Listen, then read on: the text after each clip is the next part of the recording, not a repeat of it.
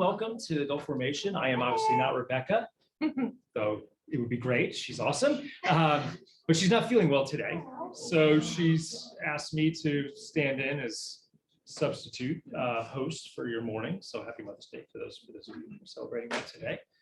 And we're pleased again to have Dr. Hannah. Is it Mattis? How do you? Mattis. Yes. Don't overthink it. Don't overthink it. I know, right? It's like just up the hill or down the hill from Virginia Theological Seminary, and there's a beautiful picture of Candace Rush. We're getting ourselves gathered, and we're gonna talk about. Now, did you pronounce it diaspora or diaspora? What's your, I would go for diaspora. Diaspora. Yeah. Tomato, diaspora. So No, not today.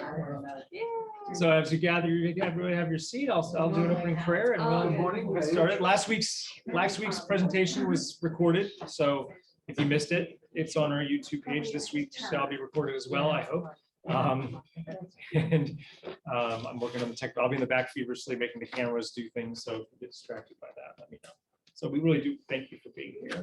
It's been so much fun. A lot of some of our folks are on the family retreat this week, but that's been going on too. So let us pray, and we'll begin. Come on in, Mary. Lord, on this beautiful day, this beautiful Sunday. Order. Order. It is all well. It is all good. Let us pray. Oh, Lord, thank you as we return this journey home, which sends us to new places too. Thank you for Dr. Madison, her presentation, and all that has led to it, and all that will come from it and through it. And ask that your Spirit move in each of us individually and collectively, that something we learn today or encounter will tremble and vibrate in us in such a way that we indeed are more deeply formed as your disciples. And more open and to receive and to share the love of Christ, in whose name we gather today. Please be with Rebecca in her sickness and feeling better, and those who can't be here and who are away, but we say together, Amen. All right. I'm trembling. There we go. All right. Thank you very much, Dr. Madison. And I'm going to work on make sure the technology works too. Well, thank you everyone for coming. I know a lot of people have family commitments today, so I'm grateful. So yeah, last day today. Happy Mother's Day. I know if you're on Zoom remotely, you can hear but cannot see. I'm working on it. This is our last week of the four, and I thought I would talk a bit about what happens in the New World, but I wanted to give you some background about the dynamics within English politics that particularly lead to this era, partly because I think that we don't often learn this. I had a high school teacher once in 10th grade, would you believe, who was absolutely obsessed with the English Civil War. But he, in my experience, was out of the ordinary. Is this a period that many of you were taught, or is this sort of a period, well, you would have been, but I think for Americans, this is often a period that sort of goes right over our heads. And it's so formative for actually in lots of ways that I think we don't entirely understand. So I just wanted to run through a few things about it, and you'll see clearly enough why it matters, I think. And then we can just touch on a few things about the sort of ramifications for how America develops and why that's important for us today and for the Presbyterian tradition, but also for the ways in which the Episcopal Church and the Anglican tradition are linked to yours in sort of really complicated ways. So yeah, we're all in the same tree, I promise, which is kind of the thesis of the argument. But yeah, so when we left off last time, Elizabeth had come to the throne. England was Protestant, but the problem, as you can imagine, for her subjects, particularly as time ticked on, was what would happen when she died, because she wasn't married, she had no children, and so the great question was going to be who would inherit the throne, who would come to the throne, and ultimately, if the person that she settled on, that she decided on, was James VI of Scotland, who was the son of, any guesses? Mary, Queen of Scots, Mary Stuart. So the whole dynasty is the Stuart dynasty from here on down. And this is why James is given two numbers, because he is technically the James VI of Scotland, but he is the first James of England. And he comes to the throne in 1603. He is a James is a really, really complicated person. And remember also that he had been very deeply formed growing up in Scotland.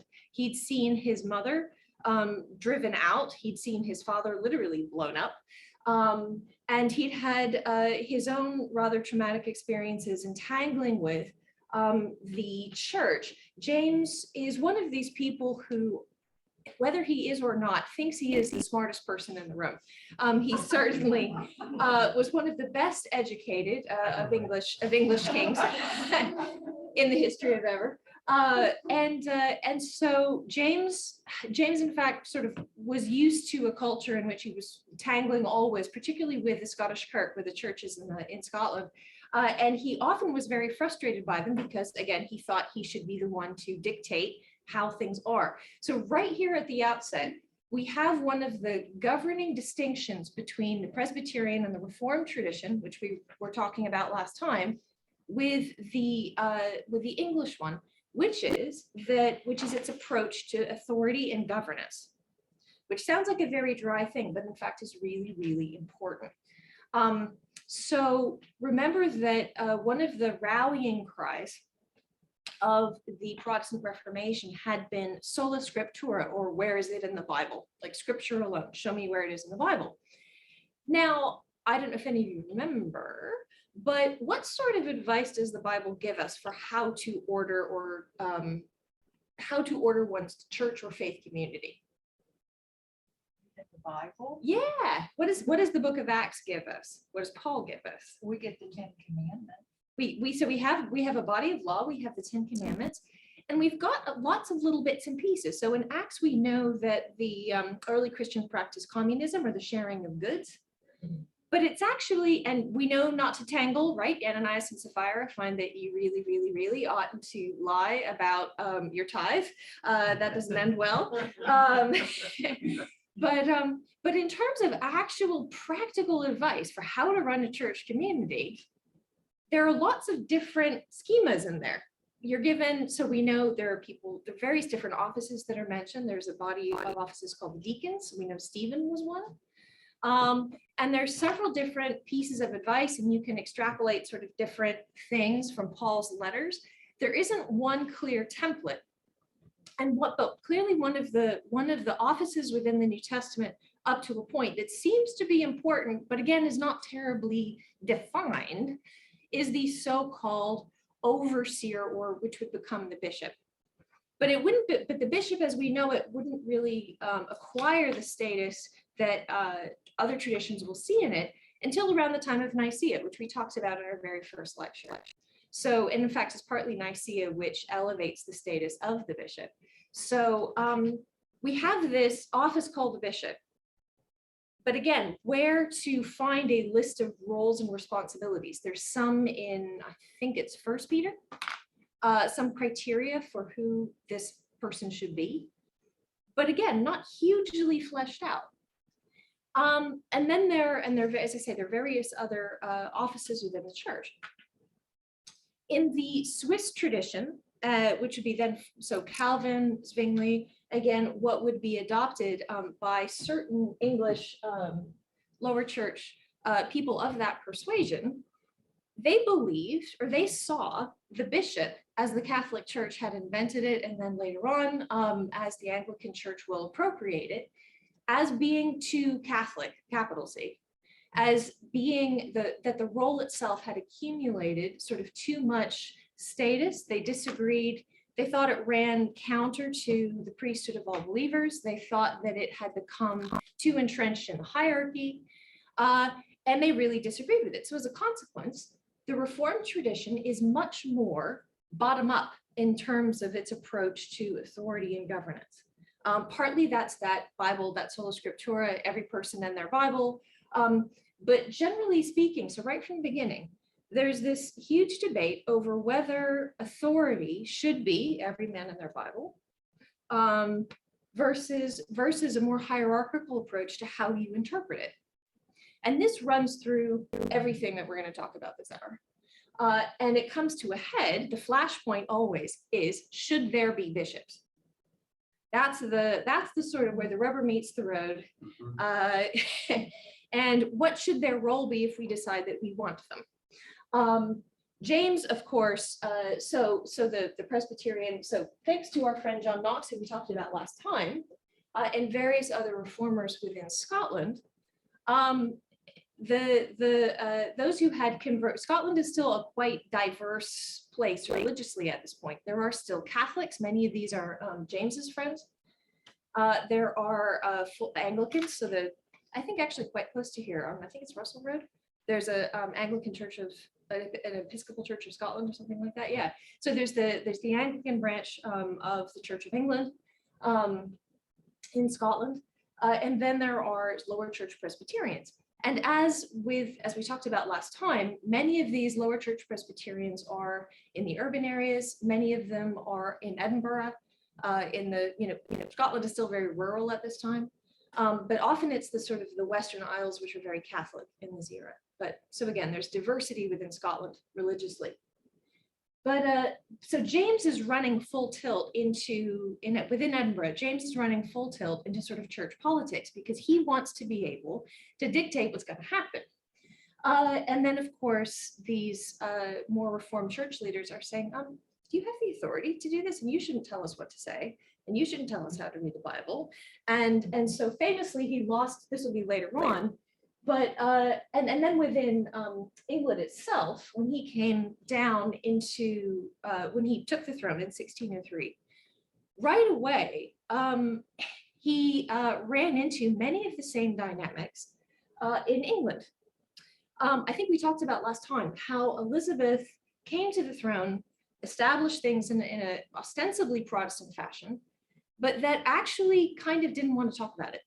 And she had a long reign where they didn't talk about it.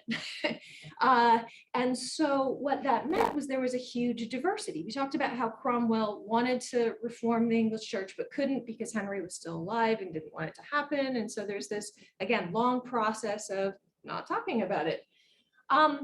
So until he gets this like brief opportunity and then he dies. And so this is the dynamic of reform where we don't talk about it, we don't talk about it. And meanwhile, things are simmering away underneath. And so there are many people within England at this time who become known as the Puritans, who felt that the English church was only half reformed, half done, and that there were many things about worship within England that they wanted to change, and that they observances that they wanted to change, particularly within church worship. Some of this is down to Elizabeth's personal preference. Some of this is down to the theology of her bishops, but there was plenty of stuff that still felt quite Catholic. Often it's because, again, depending where you are in England, reforms had or hadn't been implemented, and as always, we're stuck with the buildings that we inherit. And if you have a parish church that's built to have a high altar, the church is still telling you something regardless of what your present policy is. And often, again, many clergy were doing what they were told, but I think particularly in remote areas, it was, I think people still worshipped according to older rites without people checking up on them. So there's a huge amount of variance in local practice, as always. And many people, particularly in the east of the country, were terribly frustrated by this. They wanted the reform, they wanted a Swiss reform, they wanted there to be they wanted worship to be much simpler and much more biblicist than it was. So these become known as the Puritans. There were lots of aspects of English sort of Elizabethan life which they didn't much approve of. There were so again, there are various flashpoints for Puritan identity. A lot of this though was down to which version of the Bible they thought you should read. So Puritans particularly are huge fans of the so-called Geneva Bible. So partly in so Henry, as I think we mentioned, had partly used Tyndale's translation of the Bible to put out a sort of proto. The Great Bible, a version of the authorized text of the Bible. But for many Puritans, they thought that this text wasn't quite as good. And so they stuck with the Geneva Bible. The Geneva Bible will be standard for many of the people in our story, and certainly for the people who come to this country. So there are issues over which text of the Bible to use, which one they thought was a better edition, and so on and so forth. So James comes to the throne expecting to be able to assert his authority in the way that he wants to, and very quickly runs into at least a diversity of opinion. And this is in a way ironic because actually a lot of, well, so James, under James, there is a kind of a big tent and lots of options of people who are lower church edging into Puritan, and then people who are, again, have their feet in the old world still. And there's a huge amount of variation. But fundamentally, James wants people who will do what he says. Surprise, surprise, right? And so gradually over time, James tries to assert his authority. He will, in a famous tussle with lower church authorities, he loses his temper with, again, some of the more Presbyterian-minded Puritans who want to get rid of bishops altogether. And he famously snaps, "No bishops, no king," which is one of the most famous lines that James will say. But it shows exactly his model. James is, we're entering into a period both in England and in France where kings are, like across the Reformation, we talked last week about how it is it's a religious event, but it has real political ramifications. And that wherever the Reformation went, to survive, the Reformation made common cause with aristocratic authorities, but also with kings. And we talked about this strengthening sense of like national identity wherever the Reformation goes. So what this means really is that the status of the king over the course of the 16th century and the status of the king and the crown, meaning the bureaucracy attached to it, grows. So you have a gradual increase in the power, the authority, and the sort of the weight that they're throwing around over the course of that period.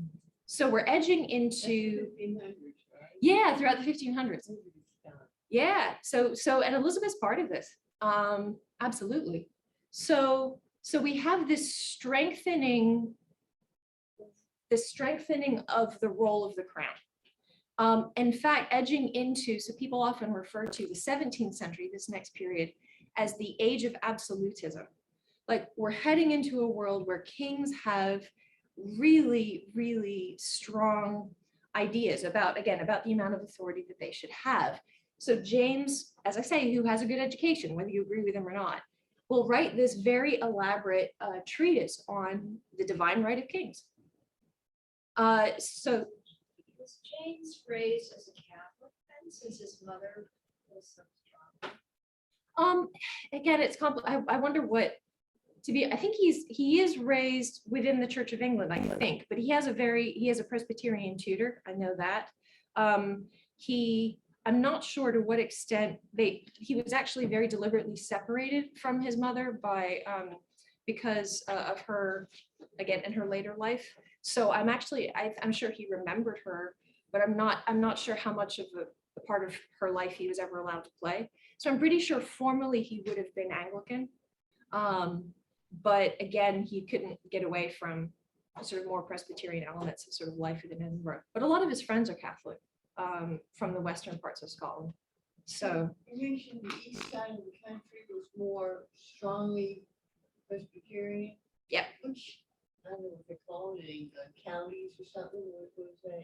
yeah, so like Edinburgh area, or generally speaking in the Reformation, if there's a city, it's probably lower. It's probably because these are the kinds of people who often convert to being evangelical. So yeah, the eastern chunks of Scotland much more strongly. Dundee, Aberdeen. Yeah, exactly. Yeah, and the sort of Western Isles, which are much more Catholic. Yeah. And that's where the Puritan side is in the east. In the eastern chunk, yeah. I mean, that's true actually in England across the board. When did they sail to America? Was that in the eastern side or the western side? So They sailed from Southampton in England. So they're mainly from the eastern side, but they will sail from the west, if that makes sense, just because it's we'll get there. We'll get there. No, they have a couple of stops before they sail. Mhm. But yeah, so we have this, there is this sort of internal division within the country, both in England and in Scotland, where wherever the areas are more urbanized, they're more likely to be Protestant, even Puritan. A lot of what we're seeing here, I think, is we're seeing the growth of, you have to remember that in this era, the population of the UK is growing actually hugely. I think they said, particularly under the reign of Queen Mary, like the average age of the population is like 22, and the population is skyrocketing. So we have a young emergent nation, and this is in part, England starts to be much more important in European history from this period onwards, partly because of the discovery of the New World. Now it matters to be on the Atlantic. It matters to have an Atlantic coast. It matters to have ports like Southampton or Bristol or Liverpool. It matters to be oriented to the Atlantic. So historians again often refer to this period as the Atlantic world because, and if you think about all the history, all of European history up to this point had been centered around the Mediterranean. Yeah, exactly. It had been very, very Mediterranean oriented. So in this period, so you start to, ironically, despite the fact that Columbus is the one who discovers America, you're actually right at that moment where Italy kind of ceases to be geopolitically important, despite the fact they'd like dominated the world up to that point because they didn't have an Atlantic coast. So again, lots of stuff is shifting around and moving around in this period. But this is an era, as I say, where kings are asserting themselves. So, you have James on the one hand, but you will eventually get a king like Louis XIV of France, who is the sort of apogee of all of this.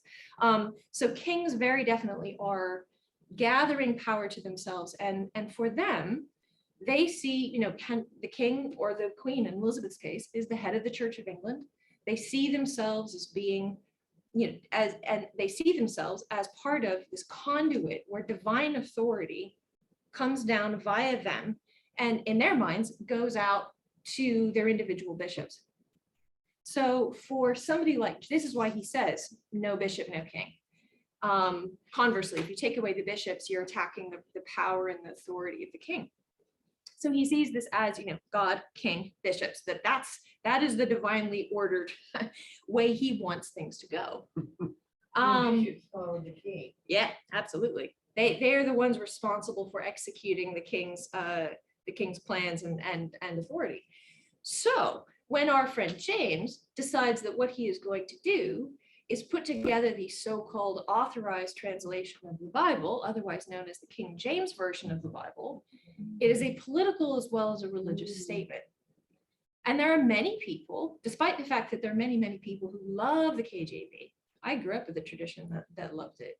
And actually, in fact, but there are many of the separatists won't use it. They're still using the Geneva because they don't want to use something that the king has controlled. I do find it's one of those sort of weird ambivalences about about the way that we tell our own story, is that on the one hand, everybody knows that, well, everybody knows. We know that groups of people who didn't want to live under the authority of King James are the separatists. He will flee England itself, and they'll end up in Holland for a while. We know that they're fleeing bad King James, and they will ultimately sail from Southampton, and they will sail on the Mayflower, and they will end up in Massachusetts Bay in 1620, fleeing from King James, and yet bad King James, and yet it's the same King James that authorizes the King James Bible. And we don't really tend to square the fact that it's the same King James. Which Bible did the Puritans use? So they tended to use what's called the Geneva Bible. Okay, so That's the favorite. That's the favorite one. But the KJV is a good translation. I mean, for its time, the KJV, and a lot of people will still use, which is why I think partly we don't cotton on to King James, because people like the Bible. They love how it sounds. They love how it sounds. And, you know, I knew people, I went to college in Tennessee, and I knew people who it was so in their heads that like you could hear it when they talked, like the cadences of it were in their speech and things. Like a preacher would get going and they say, and you could hear it, like it was just in there. It was just in there. It's amazing. The language of Shakespeare. It is. It's glorious. Even the Bible exists around here, we don't know where the church. The is. KJV, you probably do somewhere. Plenty of home. Geneva, not Oh. Oh, sorry. the Geneva. Mm-hmm. Geneva, you might do. I don't know. I don't know how important it is within your tradition. No, that's a no. No, we do. We don't even sign around it. No. So, It's in the library. Yeah. So we have the same things over here, don't we? Yes. Oh, yeah. Oh, Yeah. We rarely use it, in Yeah. Washington. We use the. It's now ERSV. Yeah, I think pretty much universally we all use the NRSV, but it is interesting that it We is. do have a senior pastor that does occasionally quote it. Yeah. Right before his sermon. No, a lot of it comes. It's really funny. We even so within the Episcopal Church, it is funny to watch. You know, the text that you learn, you'll sort of revert to, and so most of our services are in so-called Rite 2, which is sort of fairly straightforward English, and then you get to the Lord's Prayer, and everybody gets immediately back to the KJV language because it's what they know. mhm. So yeah, it's funny those distinctions that we, yeah, a lot of this, what we're talking about has to do with the fact that, you know, when the Puritans arrive in Massachusetts Bay and then sort of subsequently, you have to remember they didn't have printing presses yet. They didn't have paper mills yet. So they're utterly dependent on what books can get shipped over to them. So there is a real shortage in early colonial history. There's a real shortage of Bibles. It's actually one of the things that will make the so-called Great Awakening really significant in this country, is that suddenly there is a huge rise in the number of just Bibles kicking around. But books are scarce. What percent of the population was literate? It's a good question. I think it partly depends where you are. Within Massachusetts Bay, I actually think quite high. Yeah, one of the things that the Reformation does bring in is the expectation or the belief that everybody should read the Bible. And so there is, and certainly within the sort of more radical corners of it, I think, and given the smallness of the population, I think it would have been possible. If you go down to Virginia, I think probably less so. Yeah. I'm trying to figure where should we put. Okay, so yeah, let's talk about America. So so we have actually, so my family is diehard New England. We're deeply, profoundly Massachusetts, but moved to Maine. And so, yeah, that's my family. And so I grew up going to all the sort of pilgrim sites and doing the Freedom Trail in Boston and just sort of doing all the things that you do. And when I got the job here, my family came to visit me and I took them down to Old Town like you do. And my family's reaction, and I know I'm not the only one because I've had students tell me this, my family's reaction is, oh, it's quite old here, isn't it? I'm like, yes, it is. It's actually older than Boston. That's kind of like, which says a lot about, again, sort of about New England snobbery. But Or lack of history. yeah, well, exactly. It's interesting that, you know, I think it has to do with how we remember history is complicated. And I actually think as it's one of the consequences of the Civil War, that we kind of have whitewashed Virginia out of our collective telling of the story of America. At least we feel very awkward about it. We don't quite know how to talk about Jefferson, and we don't quite, and so but there are two major settlements right from the beginning within American history.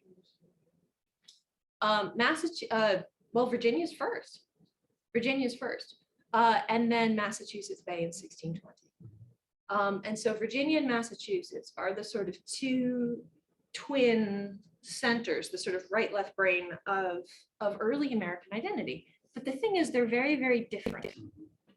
They're very, very different religiously and otherwise. So there is a very famous monograph in American history called Alby and Seed, which talked a lot about the fact that, we in America, we like to think we start with a blank slate, but of course we don't. And that respectively, Massachusetts and Virginia are different partly because of where they come from back in the old country and the beliefs and practices that they carried with them. So the differences between, again, North and South, well, North and Mid-South, are partly a function of that past history. So I'll just go through a couple of things in terms of what those differences are and why they matter. Because it will impact everything. It will impact everything up to through the Revolutionary War and then the Continental Congress and what happens after. So Virginia is commercial from the beginning. It was not intended to be a refuge of religious liberty. It was founded, oh, thank you. It was founded to make money. And it was founded specifically for large scale enterprises and pretty quick. So what's the cash crop of early Virginia? Tobacco, absolutely, yeah. And there's still parts of Maryland, right? That there's everywhere. It's still a part of life here. The problem with tobacco, of course, is that tobacco is hell on the soil. It's really not the easiest crop to continue to grow, but it's tobacco. Cotton wouldn't come in yet for quite some time. Cotton's a bit further south, and at the time they hadn't figured out, this is why the cotton gin is important. Only certain varietals could be cultivated in the early story because of the difficulty of getting the seeds out, and certain varieties needed particular climates and So in the early era, tobacco was king. So parish priests were paid in tobacco. So everything hung on the price of tobacco. We're right in an era where what would become the stock market is just starting to crystallize. It will really be cotton, and will really be cotton in Liverpool that really creates cotton speculation, which becomes the stock market. But it hasn't happened yet. What is sure, though, is that as with any agricultural crop, you get good years and you get bad years. There are variations, and people speculate on what will come up for the next year, whether or not that. And of course, ironically, the better a year is, the lower the price is, which means sometimes even if you've had a good year, you may get less for it than you think. The bottom line is there's a huge amount of financial instability. And because everybody's hooked to this one cash crop, it impacts everybody. Cotton also needs a huge amount of, tobacco also needs a huge amount of labor. So Virginia from the beginning. So it was founded by a fairly aristocratic guy by the name of William Barclay. Jamestown itself will be sort of a mishmash of people. And remember that it takes 2 tries to sort of found the colony at Roanoke. But from there, once sort of plantations are established, it comes out in sort of weird things like we did the phenomenon. One of the things I've found, and would hear from sort of old timers who've lived here for a long time, is the way that all of the sort of settlement of Northern Virginia has sort of grown up around all these sort of old long country roads.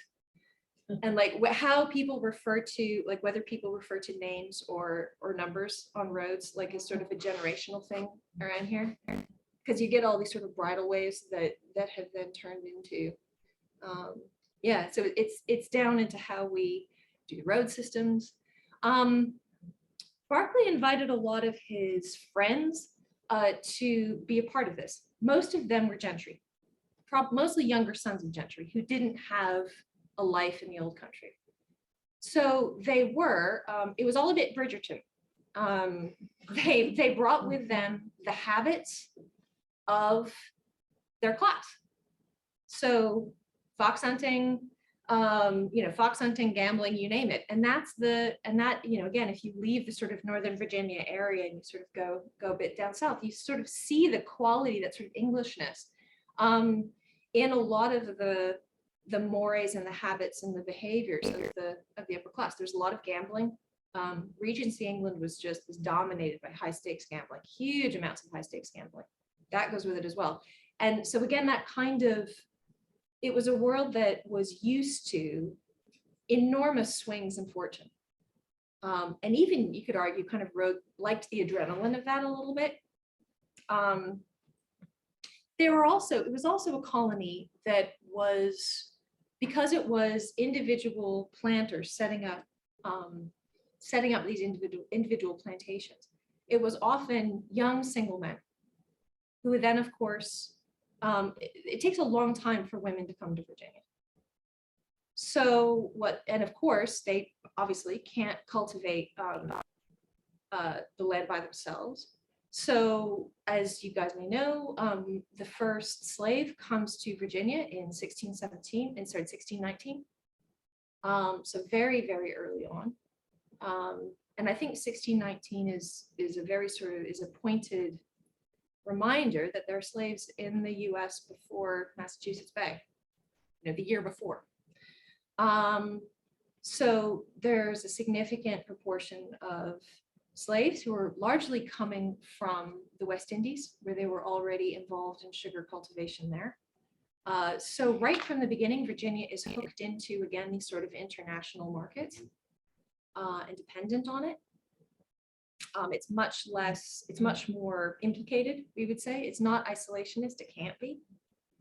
There's also a huge number of there's a lot of indentured labor, people who were sort of semi-free, half-free, a lot of poor urban people who were sort of sent and whose beliefs are all over the place.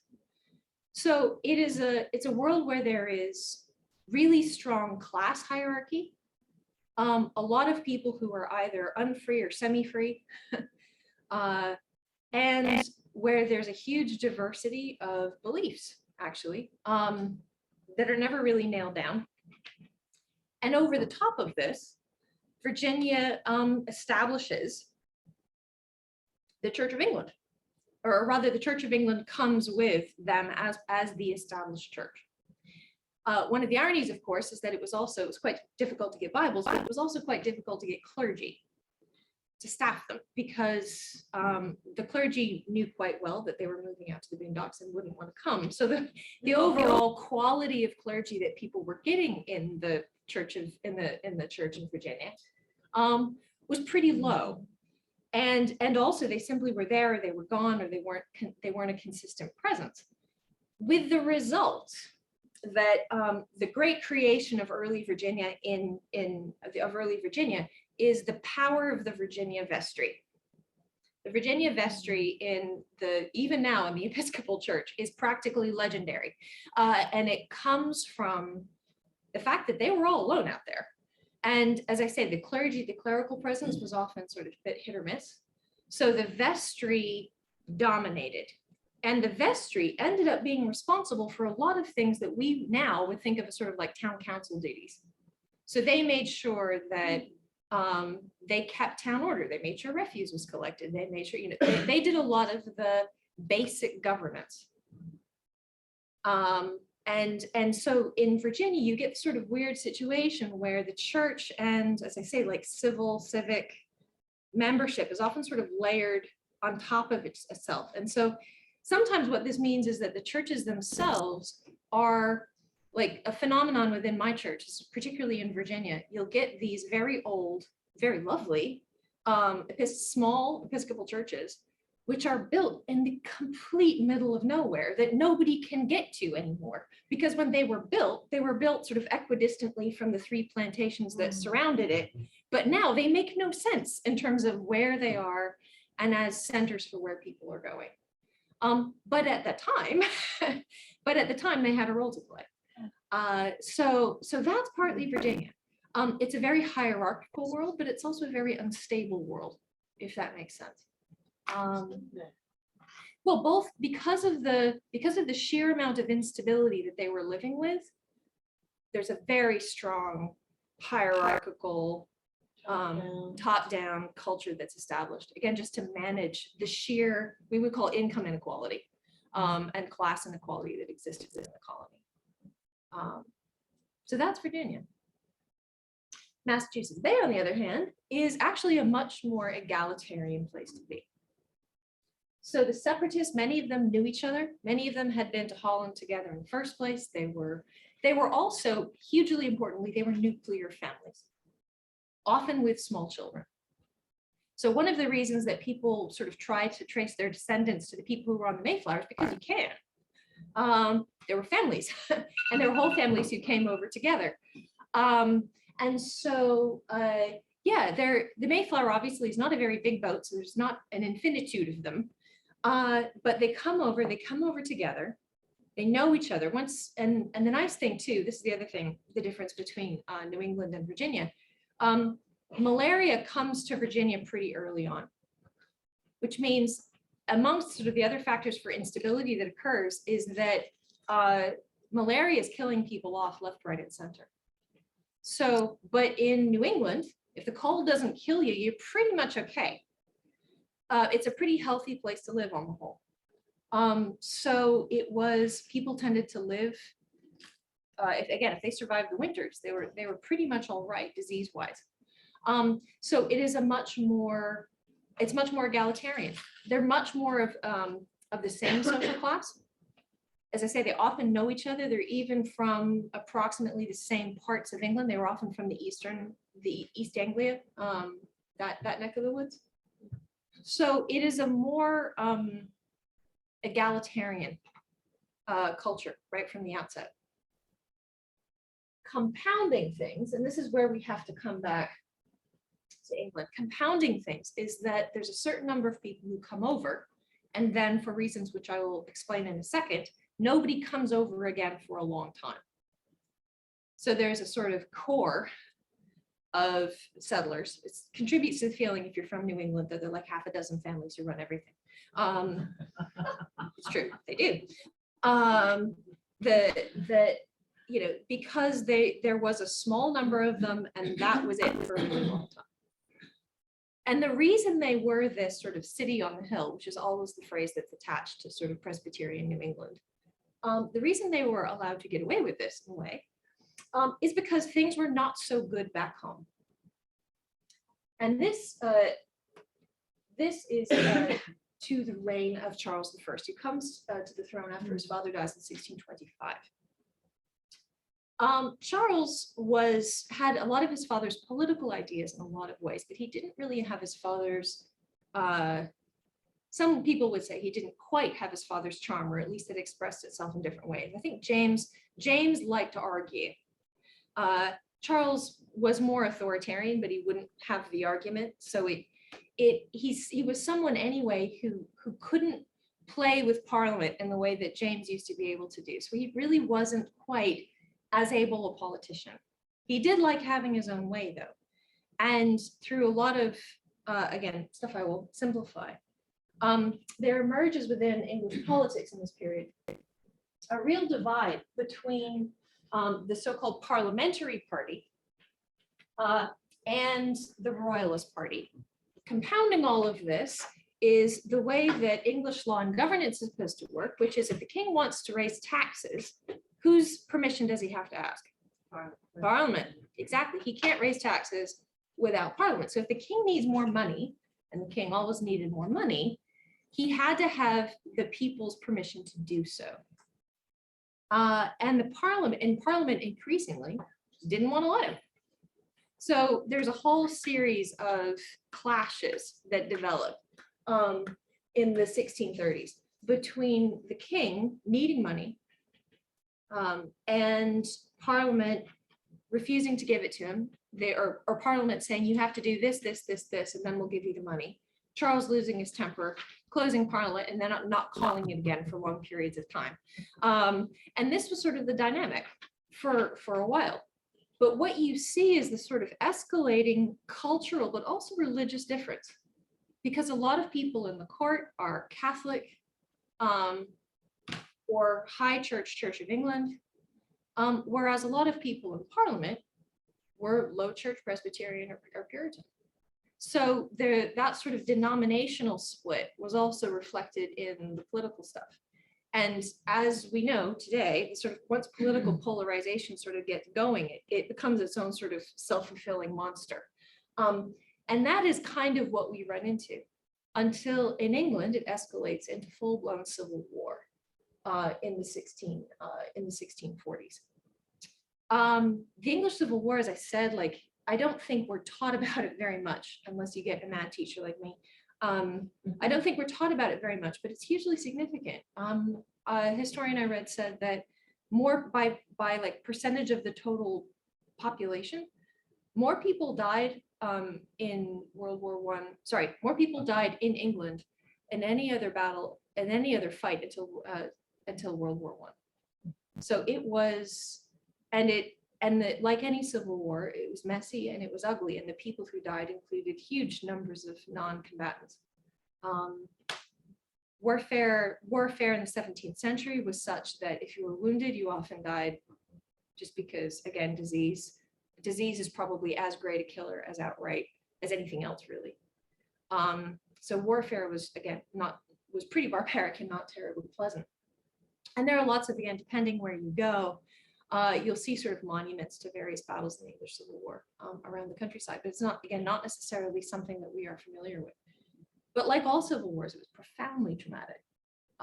It would divide towns. It would divide, people are sometimes besieged in their own homes. It was just as ugly and nasty as any civil war ever is. But yeah, so ultimately the leader that will emerge on the king's side, the cavalier side, unfortunately, they didn't really get particularly good generalship. In fact, if we say someone is cavalier today, what do we mean? Okay. If you say someone's cavalier with money, what do you careless? Careless. Yeah. And that's, again, whether or not that's fair, that's the connotation that we have. They're called cavaliers. They had these sort of long flowing hairstyles, whereas the Puritans had the sort of pudding bowl. So that's the cavalier. Roundhead. Cavalier and Roundhead. But on the Puritan side, they had the great or awful luck to get a really good general who was Oliver Cromwell. Now, the funny thing, and actually there have been several books about this in the last couple of years, Oliver Cromwell was and wasn't a Puritan. He could talk the talk if he needed to, but fundamentally he's a military man. So actually he could be just as authoritarian in his way when the time came as any of the royalists. But he was the man of iron that the Puritans needed at the time, and ultimately, partly thanks to Cromwell's generalship, they will succeed after one battle in actually capturing the king. And this is where things get interesting. Because having caught Charles I, like physically imprisoned him, Charles was a bit of a hot potato. Because everybody, the deference to the king, the father of his nation, was so deeply ingrained in people that, having him around was sort of weirdly disruptive. They couldn't just let him go, but they couldn't keep him either. And it's this really awkward thing where they really don't know what to do with him. And Cromwell will pack Parliament with a segment of the most radical Puritans and run through a sham trial in which they accuse Charles of being a traitor to his country. They accuse him of treason. The trial is run through, and famously, they kill the king. Off with his head. Off with his head. They execute Charles. Yeah, and Charles and all of this, actually, as I said, despite the fact he'd not really been a particularly able politician, is a quite nice man and makes them look bad. Is kind, he's polite, he is, in fact, I think there is an element of trying to make them look bad, but he was never so noble, really, as the day he died. And so you can imagine him on the scaffold, so in certain Episcopal and Anglican circles, he's sometimes referred to as Charles the Martyr. The first person one of the first people who'd been executed by the parliamentary party had been his Archbishop, William Laud. So again, the religious and the political go very much together. So as I said, they'd executed Laud, and then they will execute, Charles. I was in Royal Tunbridge Wells Uh-huh. a month ago, and there's a church there, Church of England, called Charles the Martyr. Oh, yes. And the English guy that was with us was shocked. No, it is. Tunbridge with- oh, you- But it's Royal Tunbridge Wells. Right, so right. that- Yeah. It's a thing. It's a thing. It's actually even a thing. There's certain parts of in the American South where it's not a cult is too strong a word, but where it's a really interesting strand of belief. Yeah, when you come across it, it's quite strong. But this is partly why when Charles, that people were making jokes about, that Charles is a rather ill-fated name to have if you're a king, right? It doesn't always work out well. Poor Charlie Free. Now we've got a Charles III. How's this gonna go? Well, exactly. They didn't call, they didn't call any other eldest sons that, because we know how that went. And Charles II was maybe not the well, he was fine as a king, but he maybe had the most illegitimate children of any sovereign without having any like legitimate ones. Charles II, so his son. So yeah, I think like Princess Di was descended from like 3 of his illegitimate children, something like that. So yeah, between them, Charles has actually not been the greatest name for a king in English history. But yeah, so you can imagine when they executed Charles that there was this, we're killing the king, and then there was like shocked horror of like, How'd they get the next thing in? well, so he had no legitimate children. Charles II didn't. Charles II did. But so Charles II at the time was a young man, he was a teenager, and he will sort of sneak out of the country. He'll fly to the coast, and he will end up at the French court for much of his early life. For the next decade or so, the country is in the hands of Oliver Cromwell, where it was, as Lewis would say in Narnia, always winter and never Christmas. So they banned, and Cromwell really ran the country under martial law. So there were no special holidays because holidays were Catholic. So as I say, yeah. So I mean, they were serious about this. But one of the maybe the legacies of Cromwell's past that's most alive with us today is that this is really the era when, Britain had come into being when James came down and became King of England. But this is where a lot of the religious factionalism that we associate with Ireland really begins, because he's also moving into, when he inherited the Protectorate, of course, you have a Puritan government trying to take over Catholic Ireland. They're not going to like it. And so, but of course, Cromwell, not the nicest guy. So there is borderline, again, genocide is probably too strong a word, but there is definitely awful sort of ethnic cleansing type executions that happen in Scotland and parts of Scotland. And then certainly in Ireland as well, where Cromwell is the name you use to frighten children with in Ireland. Yeah, he is their great baddie. And in fact, so again, this is moving slightly later. What is the color that is associated with Protestantism?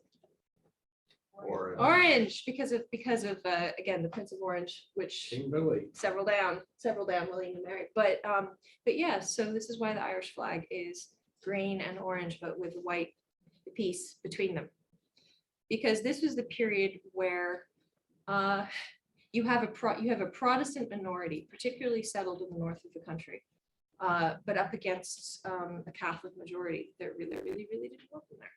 But then that sort of Protestant majority rule asserted by somebody who was often as cruel as Cromwell could be.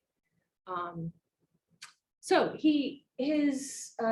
the reason that no more Puritans come to Massachusetts in the 17th century is because they were in charge. So they had no reason to leave the country.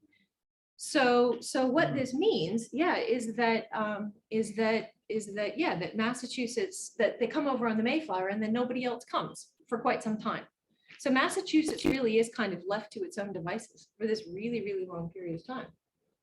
Meanwhile, Virginia stays loyal and stays royalist, and they're so far away that Cromwell has other fish to fry and can't be bothered, which is why when Charles II comes back, he notes the fact that Virginia had always stayed loyal, and so he calls it his Old Dominion. Which, if you live in Virginia, right, the power company is called Dominion, the paint company is called, right, you just can't get away from, you know, Old Dominion and or Dominion in every other form plastered on every business. But that's where it comes from, is this idea that they stayed loyal to Charlie.